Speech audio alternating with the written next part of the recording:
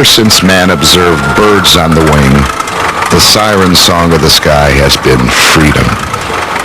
Water. It is peace. It is tranquility. It is a giver of life. It is difficult to imagine any activity which allows man a more complete, satisfying interaction with both sky and water than flying float planes. There will never be as many airports as there are bodies of water from which to operate a float plane. It is the last vestige of what flying used to be. Uncrowded, uncomplicated, and totally free.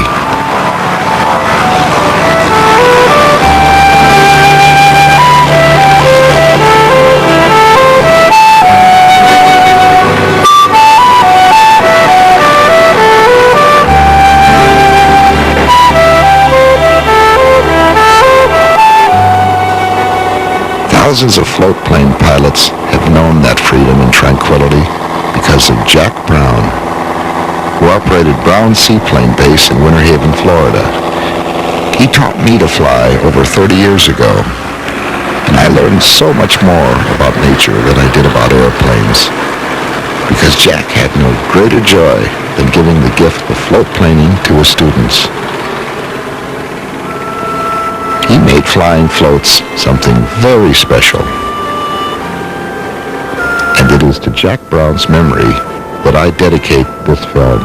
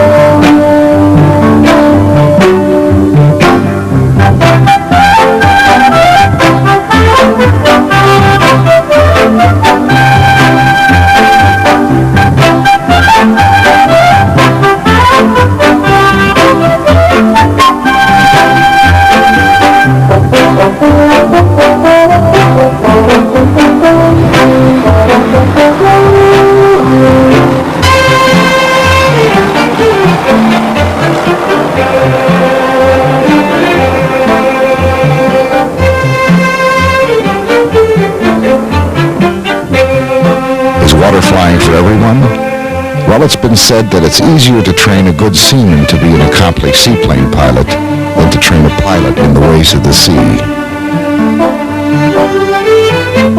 In the seaplane, we have a boat with a beam span greater than her length, and it takes experience and caution to maneuver on the water.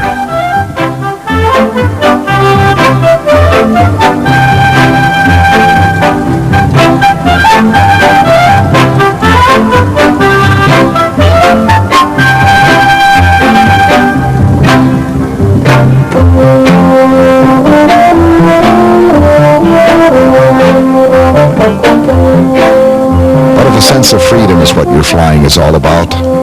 If a throwback to the old days when the skies were uncluttered and free and you could leave the earphones on the hook beckons you, then perhaps one day you'll find your way to a seaplane base, a place where a landing strip meets sparkling water, where people are friendly, the fish are jumping, and the choices are all your own.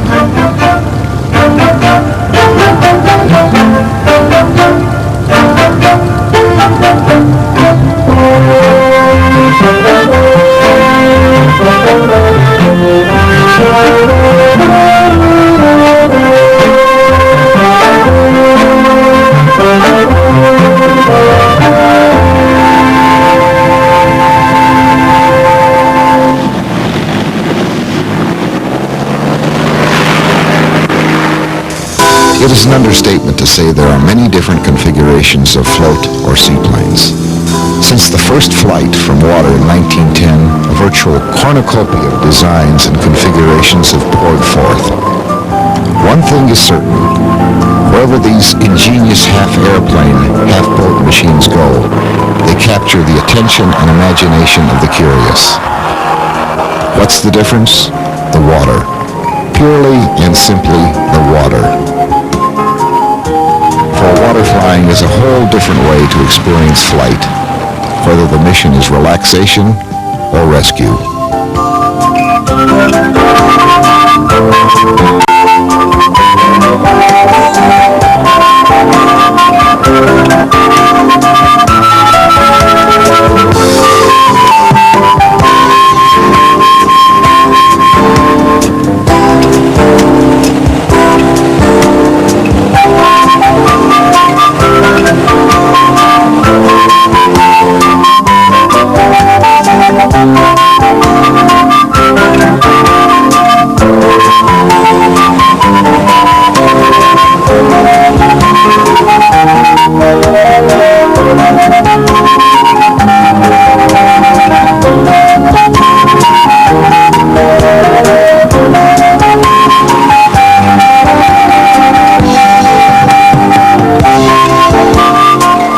Seaplane base in Winter Haven, Florida is a virtual float plane Shangri-La, where a cup of coffee in the kitchen may take you to the Arctic or the South Seas. As seaplane pilots, some with as many as 30,000 hours, recall their adventures. A place where you can taxi from the runway right into Lake Jessie.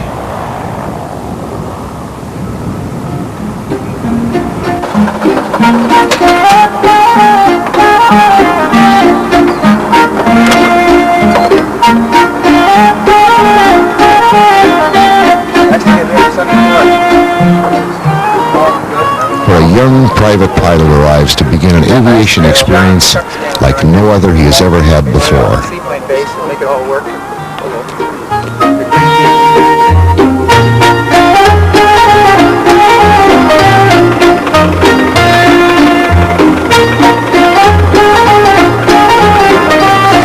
Come on along as he prepares to enter the wonderful world of floats.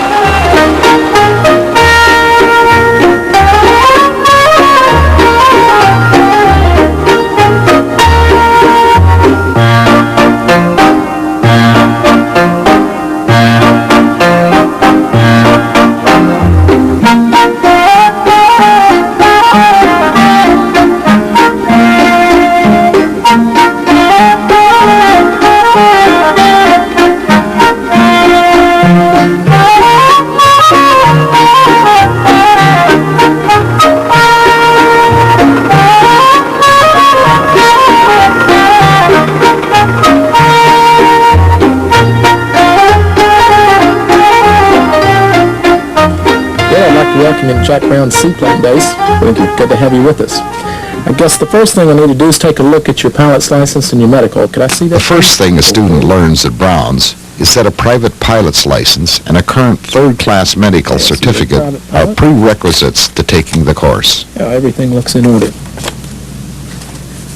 What type of aircraft have you been flying lately? 150s and 172s. Never flown a Cub before, huh? No. Well, I think you'll enjoy flying a stick airplane.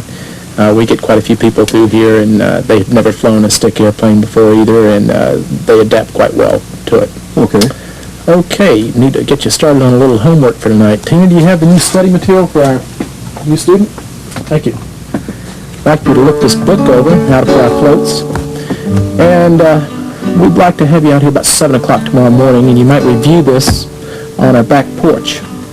And we'd like to get started with the flying about 8 o'clock, if that sounds all right to you. Sure. I think you're going to enjoy it. Before actually flying a float plane, a little ground pounding and book learning is required. A seaplane is a new animal to Bill, as it is to any land plane pilot. Before he flies at Brown's, he'll go through a complete familiarization of his aircraft. In this case, a 45-year-old J3 Cub, as the boys call her at Brown's, the queen of the fleet. time we used 65s, and now we've really advanced, we've gone to 85s. And that's just your basic Continental 85. It's all air-cooled, no water-cooled or anything like that, like one of your dad's airplanes. And it's just a Volkswagen engine, basically just a Volkswagen engine. Now, one thing they have done to the seaplanes, they put a seaplane prop on it. You're not worried about cruise performance. If you put floats on something, you're not going to worry about cruise too much. So they put a seaplane prop on it for your climb and your takeoff performance. So that's the biggest difference as far as the airplane is concerned. You see the floats, and you can see that the entire landing gear system is rigid. Every wave you see on the surface of the water, you're going to feel it, and it's transferred right through the whole aircraft. It'd be nice if they could put shock absorbers and that kind of stuff on the airplane, but they haven't ever designed that yet. So every wave you see, you're going to feel. We'll come around here, and you can see your forward strut, your diagonal strut, and your aft strut. In between the floats are your spreader bars. Okay, we're going to check this bracing wire, make sure it's nice and tight. That's how they align the airplane on the floats. That's how they rig the airplane on the floats. And when you go to check it, make sure it's nice and tight, and it should sound like a nice D flag. So go ahead and grab hold of it, and it should be nice and tight, nice and secure, and you need to check all your bracing wires. That's one of the most important parts of the rigging of the airplane. So make sure you check the bracing wires. Let me grab this bilge pump, and we'll work our way around the airplane. And we have a little bumper for docking. When we practice our docking, you'll see why we need that, okay? Yeah. Just in case you happen to mess up. And then on the inside edge of the floats, you have spray rails. Now that deflects the water down, keeps away from the blade of the prop. That's your main concern as you learn in ground school. That's your main concern is, the spray damage to the prop. That's why you taxi with a stick back. And basically there's two power settings, either idle power or full power. You want to stay out of that spray range. Now just kind of feel the leading edge of the prop, and you can see how, that's a fairly good prop. It's in good shape. You can see how the paint's kind of eroded away. Yeah. So it's not a corrosion. Doesn't matter if it's saltwater or freshwater, it's erosion. And these spray rails somehow, and somewhat cut down on some of the damage to that prop. Not all your floats have them, but all your newer floats will have them. Here's your bow cleat, and you can see on the back of the float you have a stern cleat, and that's how you secure the airplane to the docks or the ramps or to the beach. Okay, another means. Okay, we're going to check each compartment for water. This is the only way you can check the floats for the separate compartments for water. There's no visual inspection. So what we have to do is remove these little plugs, and you notice that we have 6 separate compartments. They're separated by bulkheads. You can rupture 2 compartments on each side and still stay afloat. It's an FAA approved test. And one float has to have at least 4 compartments. We're certified. So all you do is remove this little plug, insert the base of the bilge pump, and you have a standpipe that leads all the way down to the lowest point in that compartment. So any water that's down in that compartment, we pump it out by this means. There's no water. It's a very tight float. Okay? And we'll come around a little bit closer.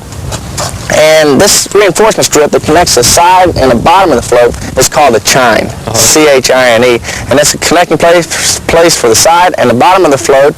It's a reinforcement strip, and also deflects the spray outward. All floats have that. Now we'll move in a little bit closer. And this is your step. You can see where the 2 pieces of chine overlap. Yeah. It's a connecting place for the side and the bottom of the float, and plus it's a little bit reinforced here in this area. Your step is your least drag, best acceleration point. And you'll feel the step. If you have the stick too far forward, you'll cause a lot of drag on the front portion of the float. You'll create a little bit of porpoising. Counteract that, a little bit of back pressure, smooths right out. When you're on the step, this is the only portion float that's in the water. The front of the float's out of the water, and the back of the float's out of the water. Now, if you have too much back pressure, you can get into a nose high porpoise. Then you have to relax your back pressure. And you can feel it and tell when you're on the step. It's very noticeable, and the airplane almost handles itself on the step. But this is your step, and you can see that from the inside of the aircraft. When you look down from your passenger seat. Now, as we come down underneath the float, now you have to get way down. The airplane itself is resting on the keel strip. Can you see that? Oh, yeah. That takes all the abuse, running up on the docks, the beach, resting here on the ground, resting on that keel strip. You can land this airplane on the grass and you won't do a bit of damage because of the keel strip. So that's an added feature. If you had to do emergency landing, of course you can land on the water, but go ahead and land on the grass if you had to. Worry about taking it off later on, and that's no problem either.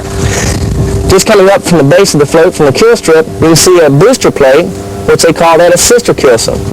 Now that aids in directional control, and it also strengthens the bottom of the float. So those are your items underneath the bottom of the float. Sister Kilson is kind of a new feature. And you'll see it on all your floats and also on all your boats. Coming back just a little bit further, and you really can't see it underneath the float, I'll just tell you about it. You have a skeg, just like a water ski skeg for directional control, but it's a very small piece. Coming back towards the water rudder, you've got a mass of cables. And this outside cable leads from the other rudder. See that? The middle cable, that's how you raise and lower the rudder from inside the aircraft, and I'll show you that in just a little bit. And then this inside cable leads from the air rudder. So every time you move the rudder pedals inside, you move the air rudder and the water rudders. Now, check your cables, make sure they're not frayed.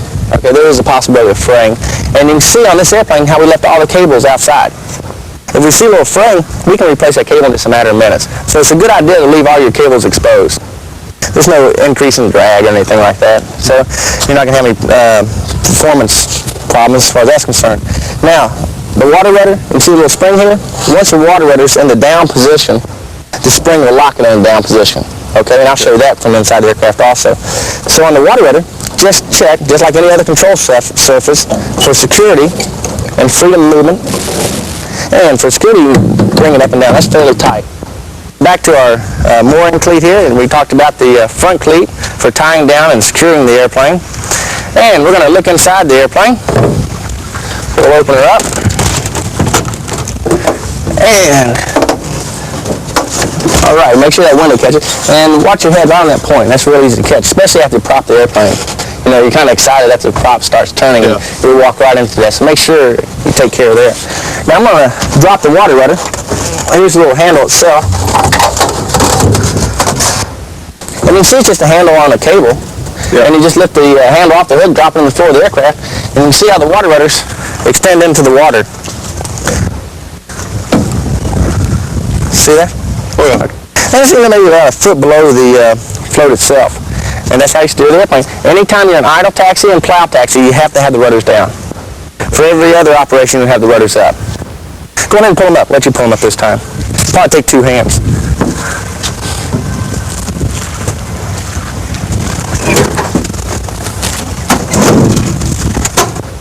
Now, there's only one checklist that we have to know.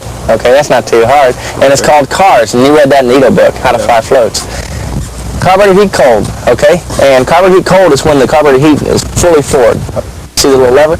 And when the heat's fully back, the carburetor heat's on. We'll use that for all landings. But for takeoffs, make sure that the carburetor heat is off. Just call for it. I'll be glad to work it for you. Carburetor heat on and off.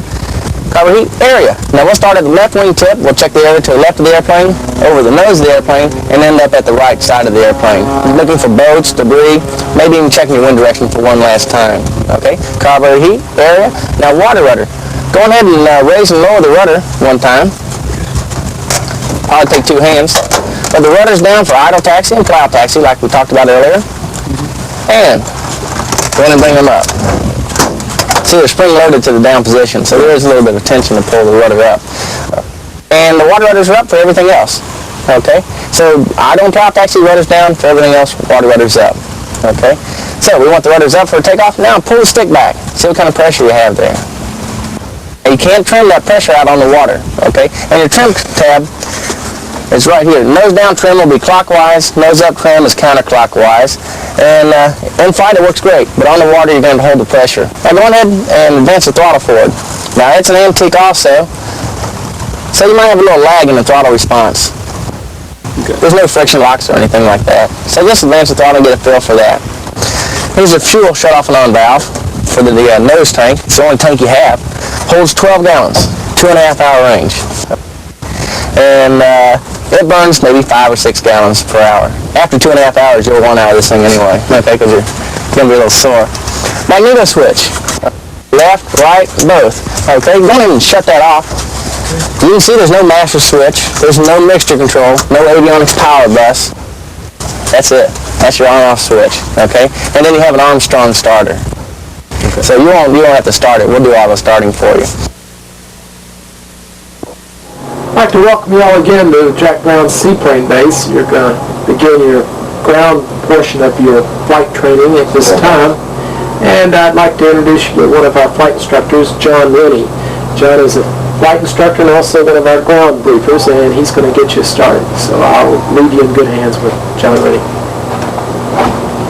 First of all, good morning, ladies and gentlemen. Welcome to Brown Seaplane Base. Generally, the landings and taking offs are going to be of these three. Abnormal takeoffs and normal landings, rough water takeoffs and rough water landings, glassy water takeoffs and glassy water landings. The water work itself is going to be learning how to taxi the airplane in varying wind conditions, in light winds and in strong winds and gusty conditions. What I'd like to do is start off by giving you some idea of where the wind is looking at the lake. For instance, if I have a lake here, you've seen this all your life. This is the first time it's probably going to be brought to your attention. If the wind is coming from the top of the board, let's say, here, okay, you're going to have a glassy band of slick water, which is going to be running around this end of the lake from where the wind is coming from. Vice versa, down this end, we have a rough band of water, the roughest water on the lake, from where the wind is going. We also have wind streaks. Now, wind streaks will be parallel to the wind, and they'll look like that. It's not a constant streak all the way down the lake, it's just streaks like that, speckles. What's actually happening is that this is the wave here, the crest of the wave that's starting to break. The wind is blowing the top surface of the foam off the wave and causing the foam to rest in the troughs here, which is giving the effect of a streak. Now, depending on how strong the wind is, with more whitecaps, say above 12 knots, you'll get larger streaks and heavier streaks. A more light wind, you'll get a very light streak. Also, the waves will be perpendicular or 90 degrees to the oncoming wind. So if this is the wave, and there's the length of the wave there, the wind will be 90 degrees to those waves. So if you line the airplane up so the bows of the floats are crashing at 90 degrees to these waves, then you're directly into the wind. The other thing is, if we release the seaplane, all the controls on the seaplane, it'll automatically weather vane into the wind. Now, this is something I want you to think about a lot, is the weather vaning tendencies of the seaplane. The nose of the airplane will always point into the wind, and whenever you use the word weather vaning or weathercock, that always means the nose into the wind. Now, what's actually happening here is, think of it as the center of gravity in a land plane, but the center of buoyancy in a seaplane. Okay. Now, the airplane, as you know, will pivot around the center of gravity. Okay, the C of G in a land plane. In a seaplane, it will pivot around the center of buoyancy when it's underwater. Now, let's say, for example, this J3 Cub, which you'll be doing your training in this morning, we have the axis for the center of buoyancy running straight through the aircraft here, almost directly under my seat. All right. Now, the arm from the spinner of this J3 to the center of buoyancy here is a lot smaller than from the center of buoyancy to the tail section.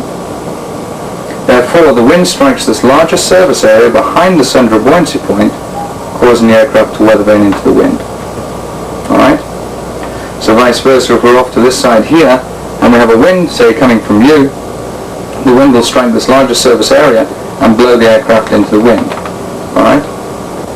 The way we teach the plow taxi turn here at Brown Seaplane Base is as follows. The top of the board again is our wind. Remember, it's the 30 knot wind, the 25 knot wind that we're competing with this morning to turn to the downwind heading. Here is our airplane, here. Now, as you're familiar with already, the CARS checklist. C-A-R-S. Carburetor heat, area, rudders, and stick. Carburetor heat, of course, is going to be in. The area must be clear. Now, you're not used to this. Now you're coming on seaplanes. The area is very important. Unlike a land plane, when a lot of objects are stationary, in a seaplane we have moving targets. A boat which started off here at the beginning of your takeoff run could be here by the end of your takeoff run. Alright?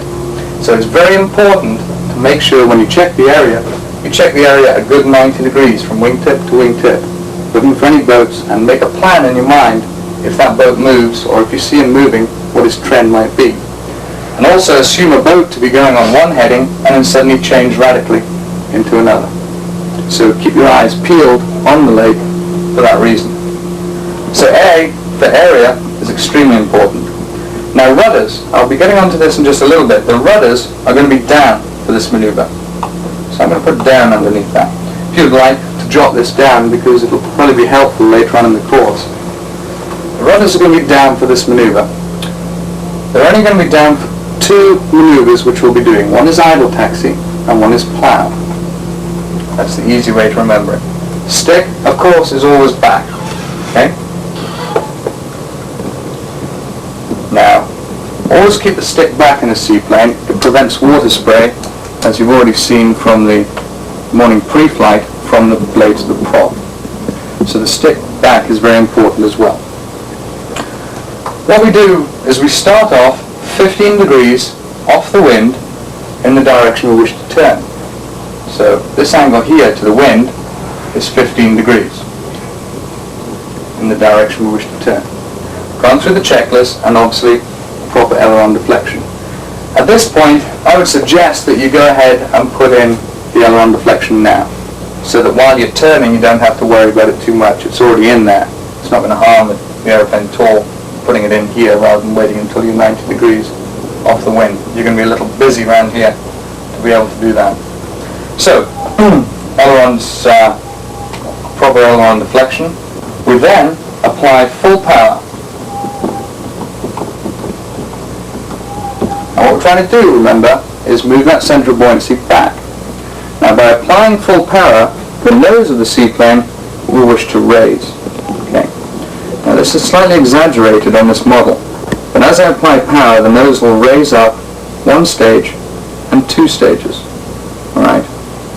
As it does, the centre of buoyancy will start moving backwards, progressively, until the aircraft gets to a point where it accelerates and then the floats will move forward again.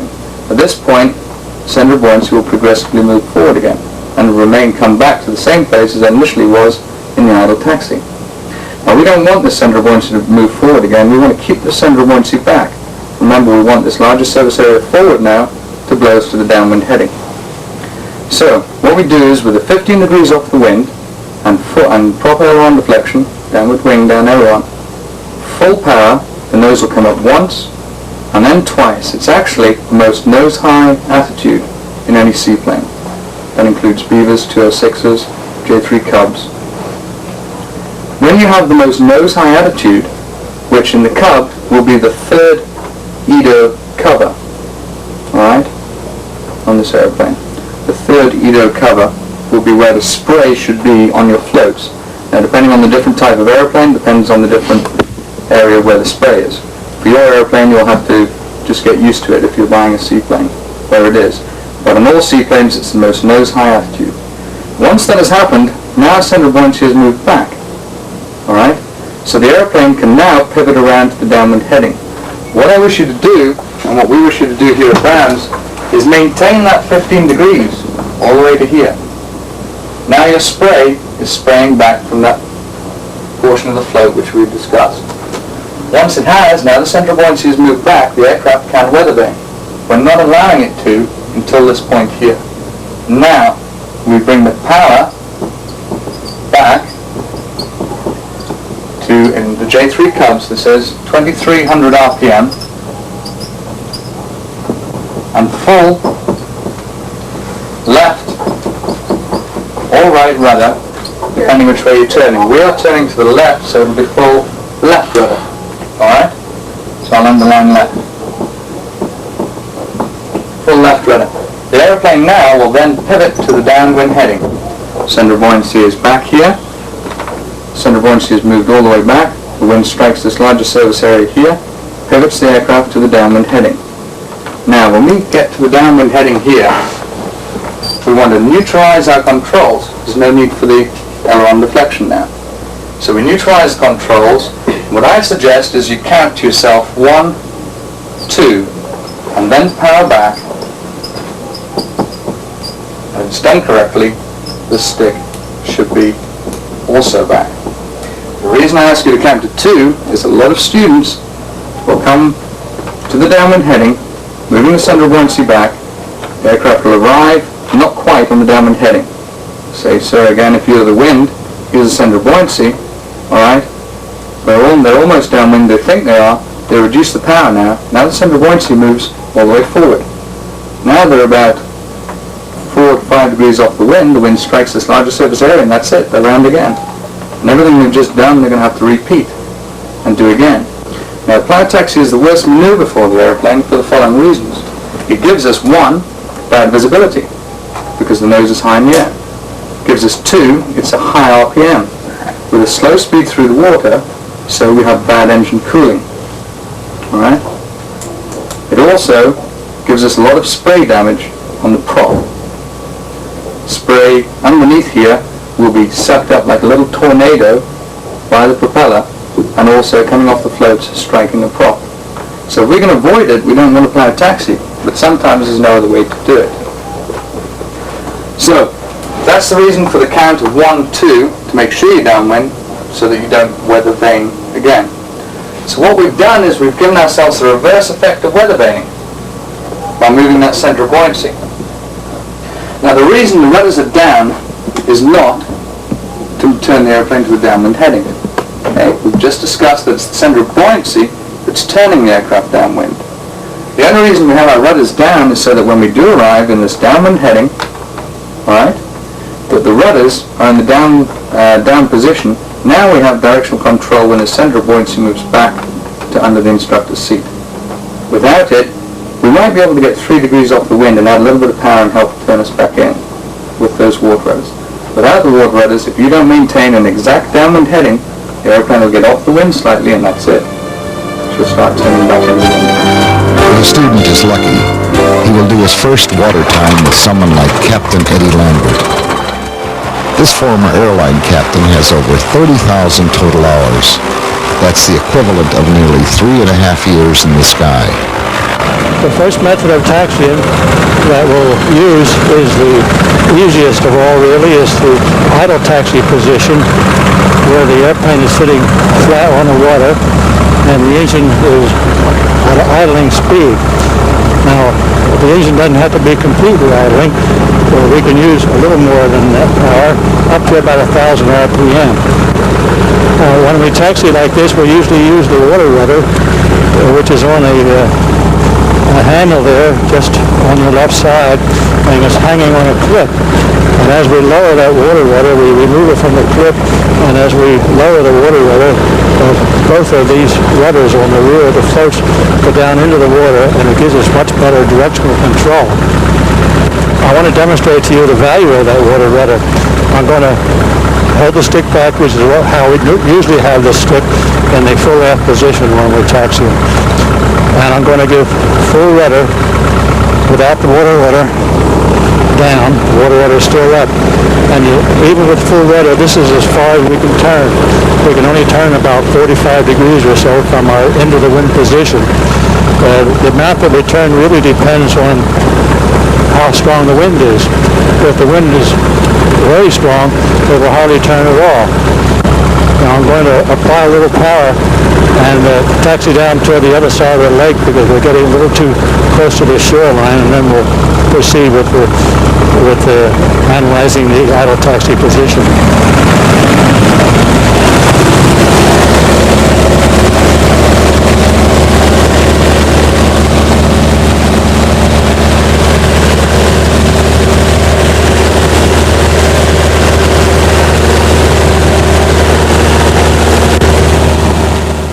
Now, as you can see, we are limited with the amount of turn from the into the wind position when we're in the idle taxi position, depending on the wind velocity. If there's no wind, we can make a complete circle around. But if there is wind, it's difficult to make a circle. By putting the water rudder down, we get a much better directional control.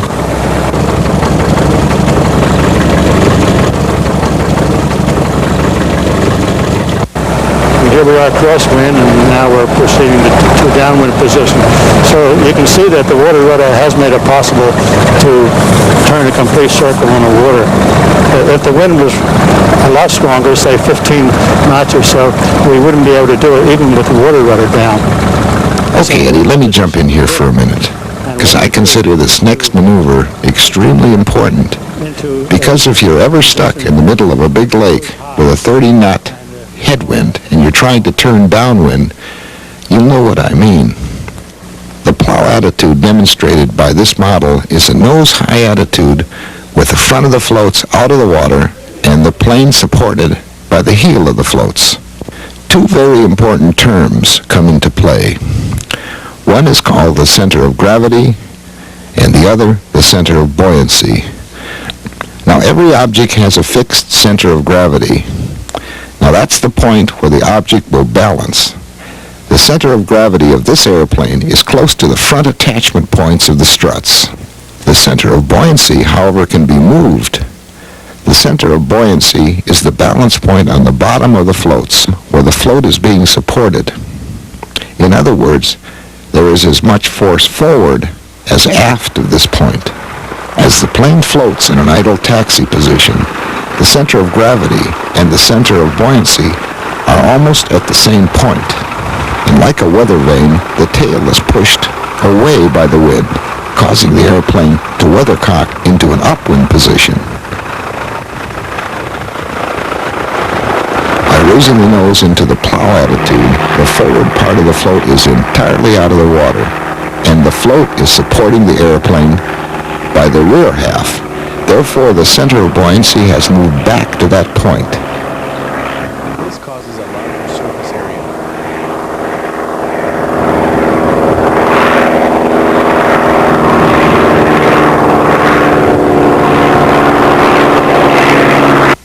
So I'll demonstrate that now by holding the stick back and putting it into a plow attitude, and you'll see that the airplane will turn around all by itself into a downwind position, and this will be without the use of any rudder whatsoever.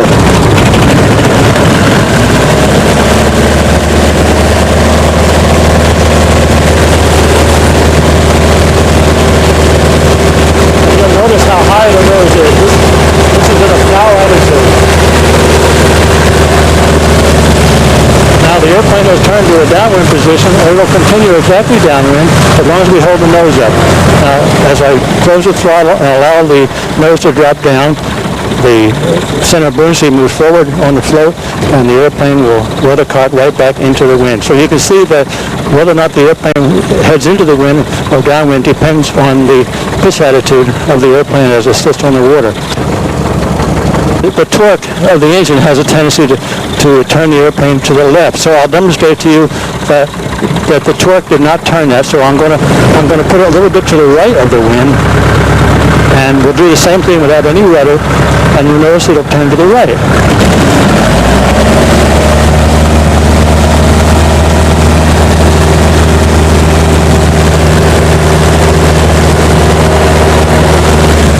All by itself without any rudder. So that shows you that it wasn't the torque that made it turn. It turned because the center of buoyancy was moved aft because of the high pitch attitude of the floats. In this practice session, we're going to break this turn into three separate parts. The first part will be as we get it into a high pitch attitude into the wind. So I'm holding the stick back, and I'm going to give full power and bring the nose up. And when the nose comes up, we're going to bring it back to about 2,200 RPM, and we'll be sitting there in a high-pitch attitude.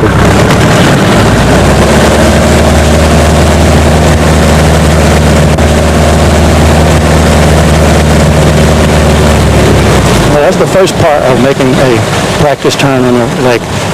That is, putting it into a high-pitch attitude. So we'll call that step number one. Step number two will be to turn the airplane in the direction we want it to go. In this case, we're going to make a left turn. So we do step number one, getting the airplane up into a high-pitch attitude. And then we're going to get full rudder and let the airplane turn around to the downwind position.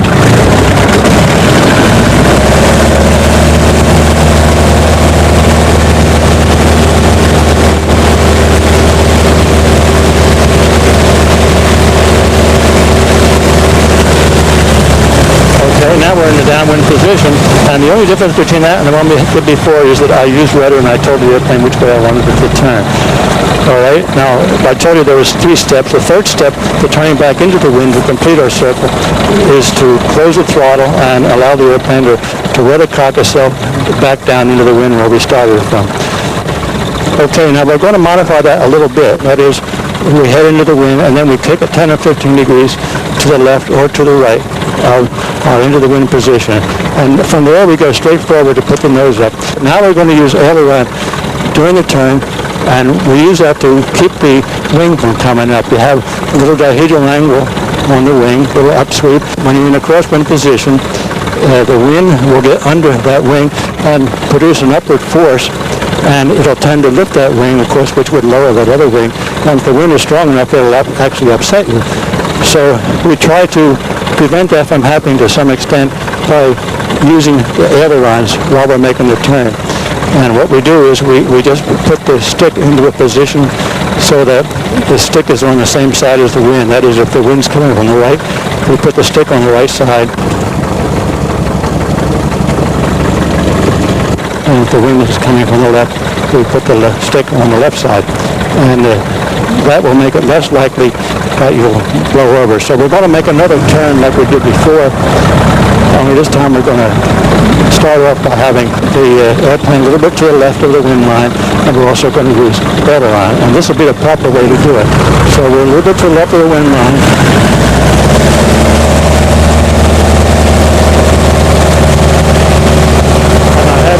Aileron on the right side because the wind is coming from the right. And now we're heading downwind, so I don't need the aileron. So now I'm going to close the throttle. This is step number 3. So all you have to remember is you put the stick in the direction from which the wind is coming from.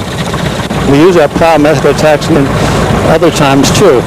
If we have a distance to taxi and the water is very rough, we can get a much better ride if we taxi with a nose high in the plow attitude. We always want to keep the nose up high so that you don't damage the propeller. So we'll taxi with a nose high whenever it's rough. There's a disadvantage in taxiing with a nose high, and that is that you can't see where you're going, so you have to kind of go from left to right so that you can see whether or not the area ahead of you is clear. Also, if it's a hot day, you're not getting much engine cooling, and eventually your engine would overheat. Now, we have one more method of taxiing. Remember I said there's 3 methods. You have idle taxi, which is used in a confined quarters when you just have a short distance to go, and you always have the water rudder down when you taxi in the idle taxi position. And then you have the plow method of taxiing, which is used to taxi to keep the prop out of the water, and also used to make a turn from into the wind to a downwind position when the wind is strong. Otherwise, there's no other way you can get the airplane to turn. Now we have a third method of taxiing, which is the one we use 98% of the time, and that is the step taxi. Step taxiing is a real good method of taxiing because the airplane's really moving. You go about 30-35 miles an hour, so you get where you want to go in a hurry. And also you can see where you're going because your nose is down, so the airplane's pretty flat on the water, and you get good engine cooling, so you wouldn't be limited with that. So step taxiing is really the best way to taxi if you can do it. The only time you wouldn't do it is if you don't have a very far distance to go, or if the water is rough. We usually use the same checklist before we step taxi as we would before we take off, and we use the checklist designed at the word cars, for automobile, C-A-R-S. And C stands for checking the carburetor heat and making sure that the handle is in the full forward position on the carburetor heat control. And then A stands for area. It's for inspecting the area that we're about to taxi over, and also to the left of it, and also the right, in case there's someone about to come across our course. And R is to remind us to get the water rudder up. And S is to remind us to pull the stick in a full aft position. The reason we want the stick in a full aft position is to raise the nose as soon as possible so that we can get the prop up higher out of the water so we won't affect any propeller damage. Okay, now I'm going to apply full power, and that will cause the airplane to accelerate rapidly. And after about 2 or 3 seconds of then I'm going to release my pressure on the stick. That is, I'll be holding it back as we start, and then I'll hold the stick very lightly and let it go into the position that it'll streamline itself to the direction we're going. If the airplane is too nose low, it will porpoise. That is, it'll sink into the water slightly, and then it'll bob up and keep on going up and down and up and down. And I'm going to demonstrate that to you, what a porpoise looks like. And all you have to do to eliminate a porpoise is to just put a little back pressure on the stick and bring your nose up.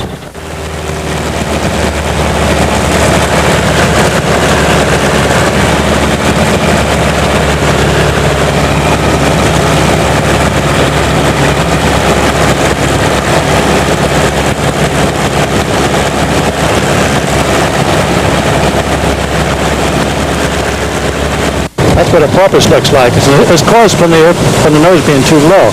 So what do? We just put a little back pressure on the stick, and your porpoise will cease immediately. Now, when we got to the far end of the lake, like we just did, you notice that we brought the airplane to a stop. We can make a step turn, and in a moment we're going to go back and do that same thing again. And instead of coming to a stop, we're going to make a step turn. We're going to make a turn to the downwind position while we're still on the step. It's okay to make a turn from when you're on the step from into the wind position to the downwind position if the wind isn't very strong. Actually, when you're making a turn on the step, you're introducing centrifugal force on the airplane, which tends to throw everything out toward the outside of the turn. And that would tend to lower the float on that side, of course, which would also lower the wing. And then the wind gets under the wing, and it would tend to upset the airplane. Now, if we're making a turn from into the wind to the downwind position, these two forces, they cancel each other. That is, the centrifugal force, which tends to lower the right wing in case of a left turn, will be canceled out by the wind coming from that same direction. So it's reasonably safe to turn from into the wind to downwind. Now what we usually do, we usually limit it to conditions under about 10 miles an hour. From nothing to 5 miles an hour on the wind, I'd say do it anytime you want. From 5 to 10, do it with caution. And if the wings aren't staying level, you want to close the throttle and eliminate the turn. Over 10 miles an hour, I'd stay away from it and not make that turn.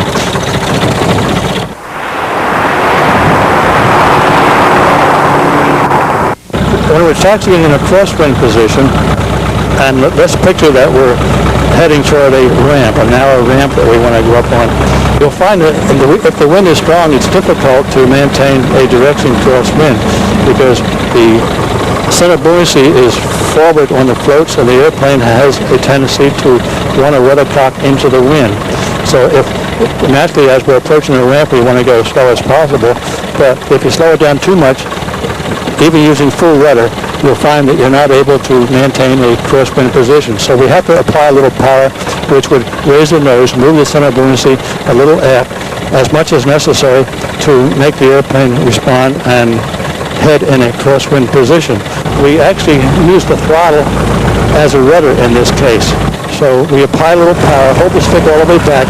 That will raise the nose, move the center buoyancy half a little, and that will make the airplane head in the direction we want to do it. Now, the more throttle we add, the higher the nose goes, the more the center buoyancy moves aft, and that will make the airplane turn away from the wind. As I take off power, the airplane will weathercock into the wind. And as I add power, the airplane will start returning toward the downwind position.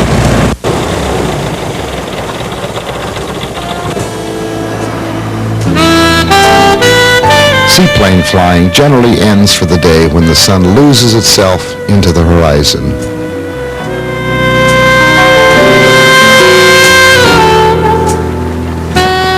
It's a good thing the seaplane rating takes a couple of days. If it didn't, you'd miss those great hangar flying sessions in the coffee room at the end of the dock. Jim, what's the biggest problem in maintenance in a seaplane? I don't know. There's not a whole lot of problems with the Cubs. We don't have very many problems with that. With the B, it's vibrations and beating it up in the water. How about landing? No problem landing? Got a lot of prop spray. The props a real meeting in the big. You know, I'm interested to hear James say that, if you sat there and if somebody were to say, and John and Chuck would be good ones because they see more people than I do. But if somebody were to sit and say to me, what is the worst thing you see people doing with seaplanes other than the really violently bad things? And I would say it's prop problems, and not prop problems of Induced prop problems. Yeah, induced prop problems, and not the sophisticated ones of a twin airplane, which has other things, but of a single engine. And then you look at a guy, and as far as I'm concerned, for 90% of the applications, there's two throttle positions, full forward and full back. And you'll see a guy, he'll come and he'll get a new 185 or a 206, and what's a 206 prop worth today? $3,000 or $4,000, $8. And he sits there, and the things are set up at 550, 600, on the RPM spec, and they'll run them out here on a day like today in a little breeze, and they'll run them at 800, 900 RPMs, and there's just a little spray coming up and nicking it. And you ought to look at that prop and see how much it just tears it up. And I don't know, what problems do you see with guys in flying? Exactly what you say. You can talk till you blue in the face. Do not go above 1,000 RPM. Yeah. They go out there on the water and they realize they don't have brakes and they need to turn, open the throttle, and there it goes. They start chewing up the prop. And you can actually destroy a prop in 1 hour of abuse. Bumping that throttle, trying to turn it downwind instead of using the techniques that we've taught them. Really. Eddie, how many seaplane pilots have you trained? Well, when I first retired in 1972, I did almost 100% of the training for about 2 years when the late Jack Brown was here. And then after that, I kind of slowed down. So I don't know how many. How many hours here? Just under 30,000. 30,000 hours? Wow. We can add So I'm going home now. That's pretty impressive. Well, I soloed in 1935. John, I wonder if you guys know here at Brown's how well known you are. I tell you, it's very seldom that I go to any base in this country or any fly-in that I don't mention Brown Seaplane Base. That they know about Brown Seaplane Base. And knew your father, who we all knew and loved, and used to sit around this place night after night swapping stories and drinking orange juice. Fresh Florida orange juice, right. I think this place, I just hope it never changes. I hope it's that, I used to say, Jack, why don't you take and hard top that road out there? And Jack says, yeah, but then we'll start getting traffic. And Not too much progress. Yeah, but progress in a way that I think that's important to aviation. There is so little left that's kind of still has a place that doesn't have a lot of rules that you can just sit on. And that's what I find out around the country. Things just haven't changed much, and the comments we get from people that come to the base, they like the casual but professional attitude. Sure. And that's what we try to maintain, and we're going to keep doing that as long as we can. And the safety aspects of it. That's I think, I was really impressed by the amount of safety that was taught during taking Bill through the course. Really stressing those aspects, because we've all seen accidents, and seaplane flying is so great. It seems like a piece of cake until things start falling apart. That's right. I mean, you can take just about any private pilot and teach him to land and take off that airplane in 20 minutes. Right.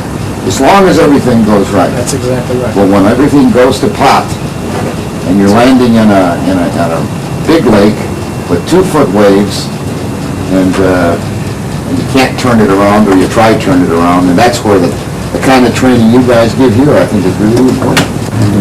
Jay, you're in the business with E.A.A, and we all know that there's been general aviation is going downhill. There's no question about it. With big problems. Big problems. Well, what's E.A.A's posture at this point? What do you think is going to happen? Well, I think we're back into two things, and I was very interested to hear your comments before. It's still one of the few things you can do that's exciting and challenging.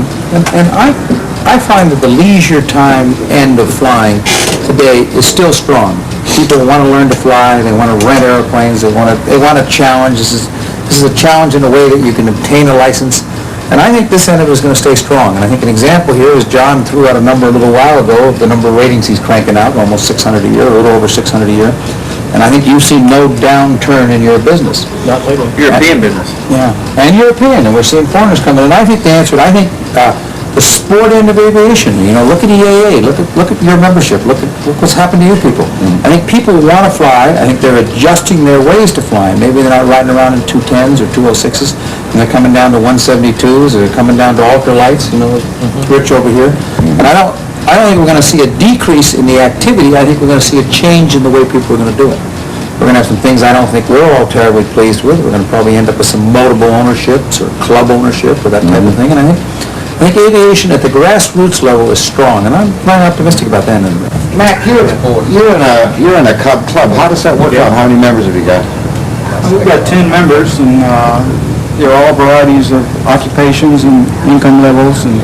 But I think a lot of the members, I think, just want to own an airplane, and they fly occasionally. You know, we've got some members that fly pretty dedicated, once a week, or we go out on long trips with the Cub. We take the Cub up on 5-hour trips, in and out and back. And we have so many lakes around. It's so enjoyable. You just could pop into a friend's house, take them for a ride or a party, ride people around. And it's great. 10 people owning an airplane, not all want to fly it all the time.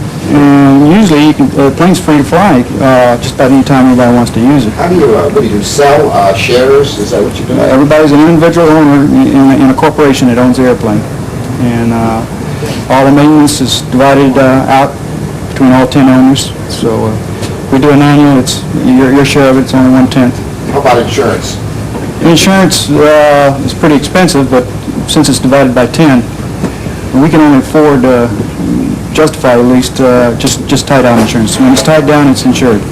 When it's moving or out on the water, we don't have any insurance. We have liability, though. You know, John, I think a question that I'm asked a lot, and you're in a better position to answer it than any of us, is you covered it before, is really if a guy comes down and he's current and he flies the airplane reasonably proficient, how long does it take him to get a seaplane rating?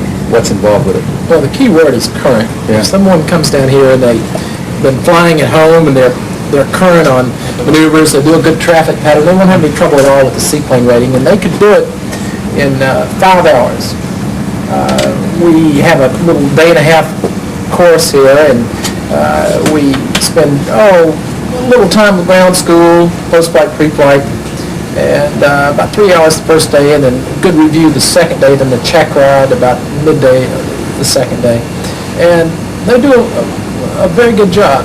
But the key word is current. You couldn't take someone that hasn't flown in 5 years and try to get him current and try to get him the seaplane rating. The course has changed a lot over the past few years. It's gotten more and more involved. The check rides have gotten tougher. Well, the practical test standards have changed, and it's not, we might do this, we might do this, and we might do this. It's, you will do this. So everything is prescribed. It's an open book test. The student knows what he's going to get. And there's no surprises. It's just he should be thoroughly prepared for the check ride. But it's still fun. It's still fun, but they're coming in with more guidelines, though, so the instructors have to work a little harder. But really, the people that come here from all walks of life, all experience levels, really get a kick out of it. They do, and they bring the enthusiasm back to myself, and I'm sure these flight instructors.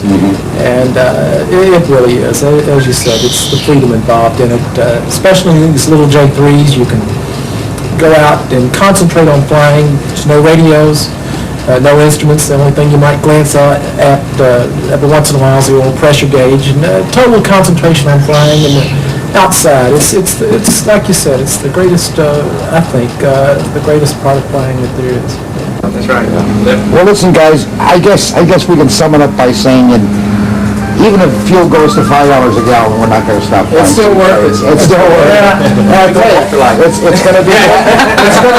It's going to be a good day flying tomorrow. So let's break up now. It's been fun. Yeah, it's a great life. I would have hated to have lived in a time when there weren't seaplanes. Amen.